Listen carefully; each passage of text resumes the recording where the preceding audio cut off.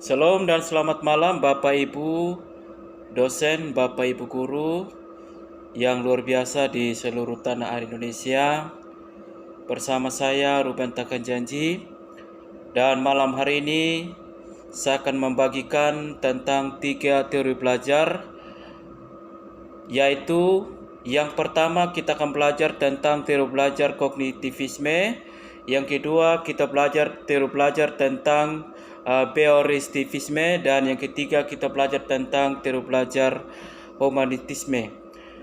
Baik, dari ketiga teori belajar ini saya akan menjelaskan secara mendetail supaya kita mengerti dan memahami apa yang menjadi pengertian dan tujuan bahkan penerapan dari 3 teori belajar ini. Yang pertama tentang teori belajar kognitivisme. Teori belajar kognitivisme adalah pendekatan dalam psikologi dan pendidikan yang menekankan peran penting pemahaman, persepsi, memori, dan pemrosesan informasi dalam proses belajar. Teori ini berfokus pada pemahaman tentang cara pikiran manusia berfungsi dalam memproses informasi dan bagaimana pengetahuan baru diintegrasikan dengan pengetahuan yang sudah ada. Lalu beberapa konsep dan prinsip utama dalam teori belajar kognitivisme yaitu meliputi 1. Pemrosesan informasi. Teori ini berpendapat bahwa belajar melibatkan proses pemrosesan informasi oleh pikiran individu. Proses ini mencakup perhatian terhadap informasi baru, interpretasi, perorganisasian, dan penyimpanan informasi dalam memori jangka pendek dan jangka panjang. Yang kedua, struktur pengetahuan. Kognitivisme menyoroti pentingnya struktur pengetahuan individu. Pengetahuan disimpan dalam bentuk skema atau kerangka mental yang membantu individu memahami dan mengaitkan informasi baru dengan pengetahuan yang sudah ada.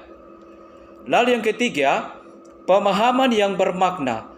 Teori ini menekankan pentingnya pembelajaran yang bermakna. Belajar akan lebih efektif jika individu dapat mengaitkan informasi baru dengan pengetahuan yang sudah dimiliki dan dapat menghubungkannya dengan pengalaman atau situasi nyata. Kemudian yang keempat, masalah pemecahan dan pemecahan masalah. Kognitivisme juga menekankan pada kemampuan individu untuk memecahkan masalah dan mengatasi tantangan dengan menggunakan pemikiran kritis dan kreatif. Kemudian yang kelima, belajar berpusat pada individu. Teori ini mengakui perbedaan individual dalam belajar dan menekankan bahwa belajar harus disesuaikan dengan kebutuhan dan karakteristik peserta didik. Lalu yang keenam, pembelajaran sosial. Meskipun kognitivisme menitik beratkan pada pemrosesan informasi individual, teori ini juga mengakui peran penting interaksi sosial dalam proses belajar. Pembelajaran melalui pengamatan dan interaksi dengan orang lain juga dianggap berpengaruh dan menciptakan pemahaman dan keterampilan baru. Lalu yang ketujuh, yang terakhir, metakognisi. Metakognisi adalah kesadaran individu tentang proses belajar mereka sendiri, pemahaman tentang bagaimana mereka belajar dan mengatasi kesulitan, membantu peserta didik mengembangkan strategi belajar yang lebih efektif. Kelebihan dari teori belajar kognitivisme adalah penekanannya pada pemahaman, penalaran, dan pengembangan keterampilan kognitif yang dianggap lebih relevan dan mendalam dalam pembelajaran. Teori ini juga mengakui peran penting individu dalam mengkonstruksi pengetahuan dan memahami konteks pembelajaran secara aktif.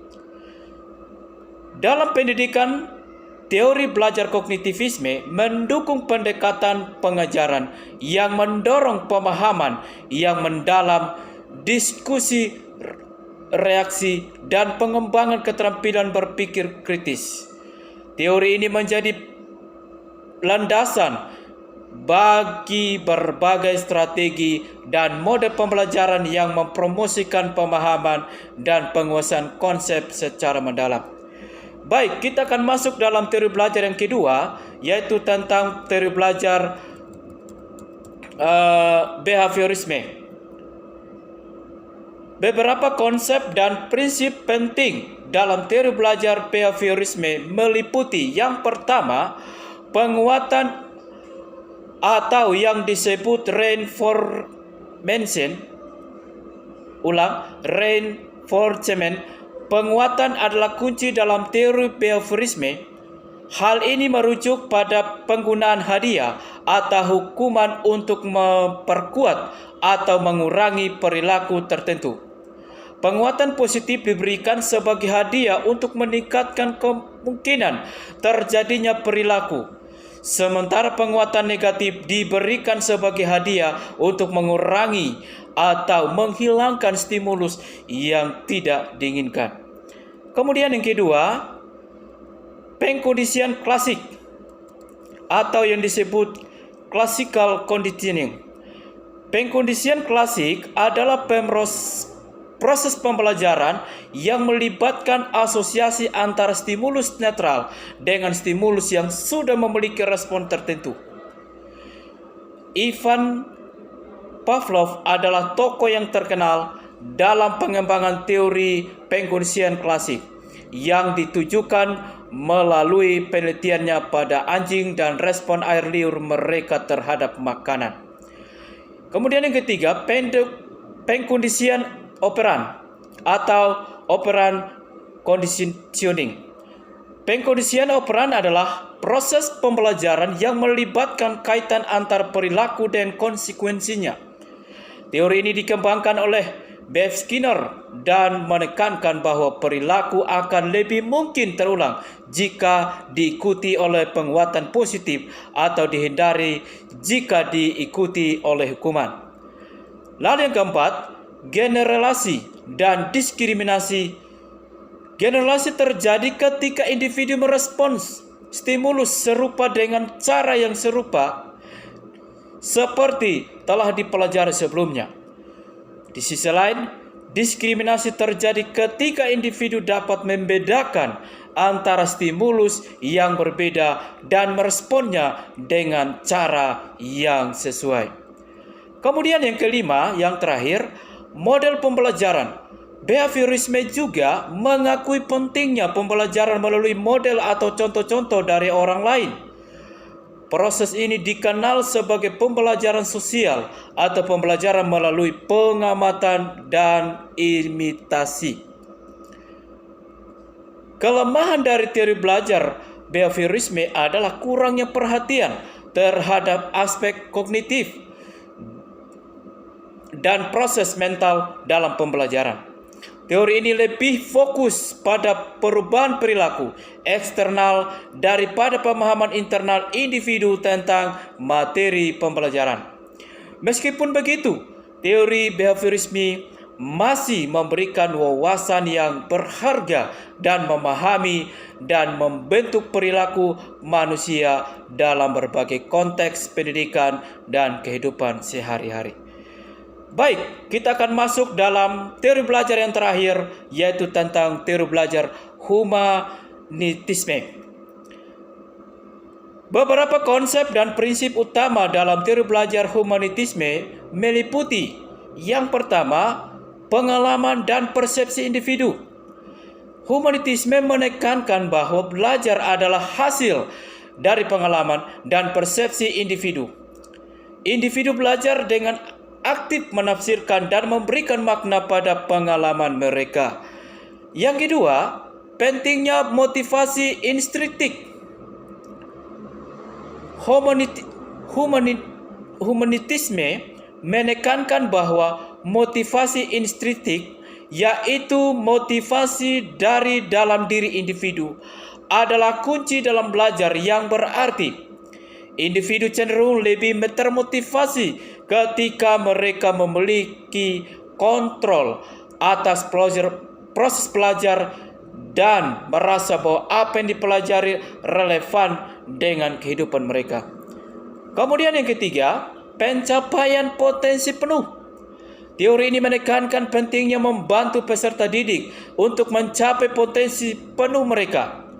Hal ini mencakup pengembangan pribadi, penghargaan diri, dan pertumbuhan holistik sebagai individu.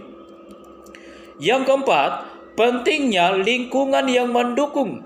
Humanitisme menyoroti pentingnya menciptakan lingkungan belajar yang aman, mendukung, dan inklusif bagi peserta didik. Lingkungan yang positif dapat memfasilitasi pertumbuhan pribadi dan perkembangan individu. Kemudian yang kelima, belajar berpusat pada individu. Teori ini mengaku bahwa setiap individu memiliki keunikan dan perbedaan dalam belajar. Pendekatan belajar harus disesuaikan dengan kebutuhan dan minat peserta didik. Lalu yang keenam, penghargaan pada proses daripada hasil. Humanitisme menekankan pentingnya proses belajar itu sendiri daripada hanya mencapai hasil tertentu. Proses belajar yang bermakna dan pengalaman belajar yang mendalam dianggap lebih berharga dari hanya mencapai tujuan akhir. Kemudian yang terakhir, belajar sebagai aktivitas kreatif.